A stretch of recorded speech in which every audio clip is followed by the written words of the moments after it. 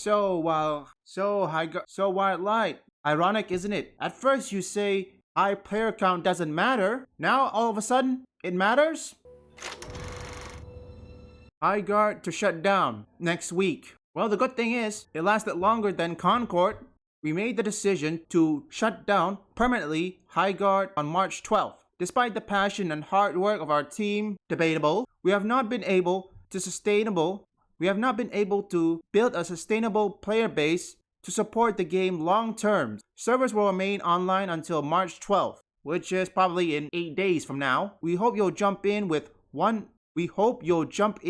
us one more time to show your support and get those final great matches in while we still can. Now, the company attracted more than 2 million players, which that's debatable. I mean, I know consoles, because before you say Steam numbers don't matter, okay? Here's something I learned from Chaos, okay? A YouTuber. Okay, even though it's not related, but I will consider this related, okay? He said that if Call of Duty is performing well on Steam, then you can bet other platform isn't performing well as well. Just like Highguard. If Highguard isn't performing better on Steam, then you can bet PlayStation and Xbox isn't performing well as well. Now we all know Highguard has a total peak, all-time peak of 97,249. Of 24-hour peak, 460. Currently is, in this one, 318. Well, it jumped up a bit, 425. It's probably going to change soon. Now, the game followed nearly the same life cycle as Firewalk Studios' Concord, despite Wildlight developer claiming would not be the case in January. Concord released back in 2024 and failed to break 700 concurrent players on Steam. Less than 2 weeks later, Sony announced it will be shutting down the game and refunding people who purchased it. The game was officially shut down on September 6th. Then by the end of October, Sony shut down the game's developer, Firewalk Studio. Let's hear what the CEO, Dusty Welsh, and Chad Greiner, because they say Highguard would not follow Concord's footstep while making all the same claim that Concord developer made. Greiner admitted to Variety. Okay, seriously folks, when it comes to either Hollywood Reporter or even Variety, who goes to Variety for gaming news? No, generally folks, who goes to Variety? I have to know.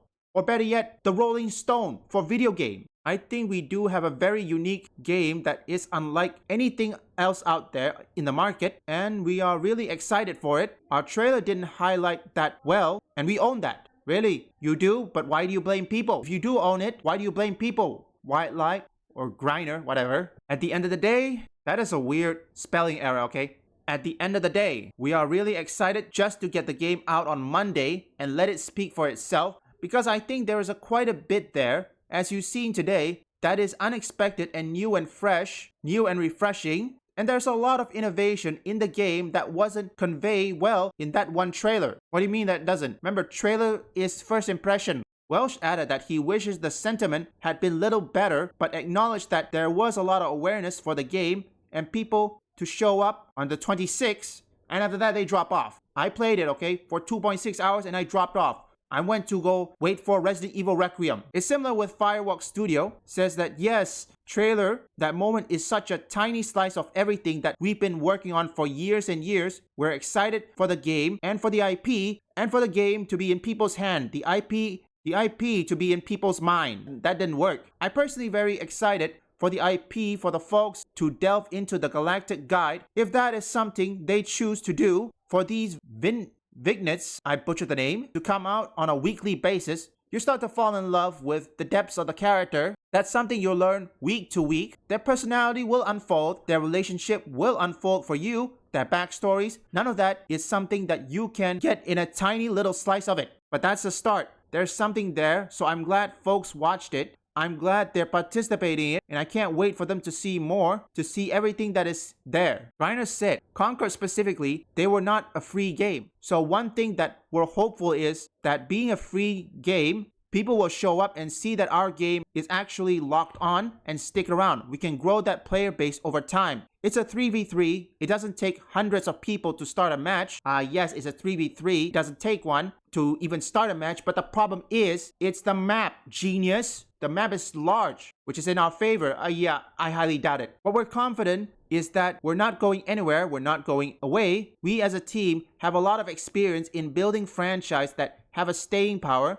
And this one, as Chad alluded to, we have a year's worth of content that's near completion that is going to engage an audience for quite a bit of time. Yeah, it didn't engage well, isn't it? So we're excited to be able to bring that. We have experience, but that said, we're humble and we hope people love this, but we're ready to engage with them. Concord lead character Wisniewski made a similar comment to PC gamers. Insanely proud of the game. We're strapped in, ready to push it for years to come. That didn't age well, isn't it? Yeah, it didn't age well.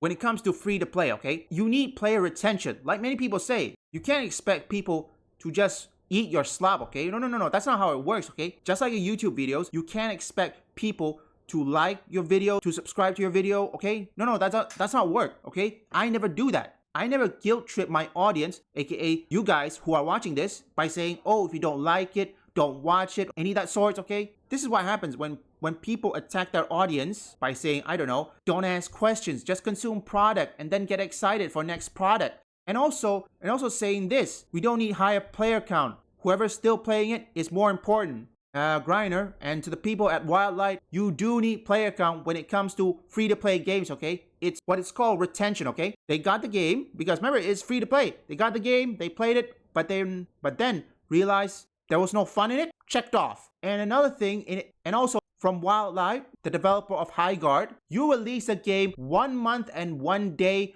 before Resident Evil Requiem, okay? I'm not joking. Why do you think many game developers is now avoiding releasing their games so close to either GTA 6 or Resident Evil Requiem? Okay, let's put the whole genre thing out of the way, okay? If there's a game with a massive appeal for audience and also culturally, then any game that released close to it will be buried in the shadow realm. This is why many game developers are avoiding releasing their game so close to GTA 6. Phantom Blade Zero is coming on September, which is at best 2 months before GTA 6. And that is good release date, okay? So basically, folks, honestly, again, I don't like people losing their jobs, but understand one thing. When they attack the consumer by saying, oh, if you don't like it, don't buy it, or better yet, high play count doesn't matter, or don't ask questions, just consume product and then get excited for next product. That doesn't work, okay? Similar with a YouTube channel. You can't force people to watch your video or better yet, play your game, okay? No. That doesn't work that way, okay?